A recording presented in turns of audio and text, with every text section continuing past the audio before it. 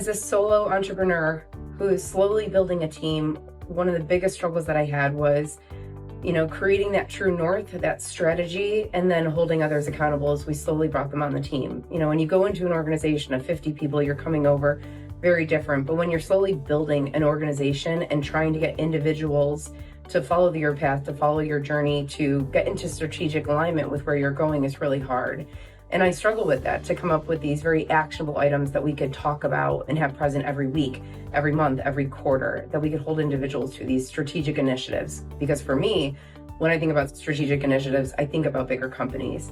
And what I've been able to get from the last 3 days is such a tactical way to take organizational values and trickle them down, and then organizational strategic initiatives and trickle them down so that every single part of the organization, every individual feels that sense of ownership because they're all a part of something bigger and they understand how that plays together. So my biggest learning was you don't need that team of 50. It could be a team of 2, a team of 4, but every single person will be connected to that strategic vision and those values and mission of the company. So grateful that Joel was able to break that down for those with smaller organizations and bigger. So very grateful.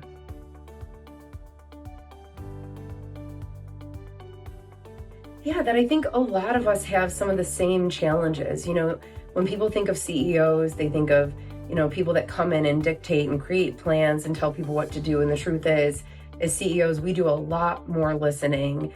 And you can feel like an oddball knowing that that's what you're doing in your organization. But then when you sit around a room of high-performing executive CEOs that say, our job is to listen, it reiterates the fact that we as humans need to be heard. And if we're running an organization, then every single person in there also needs to be heard. So having that camaraderie and hearing people say that's their superpower is helping their people perform by listening better just gave me hope that the leadership is also of these organizations is moving in the right direction, because that's spot on.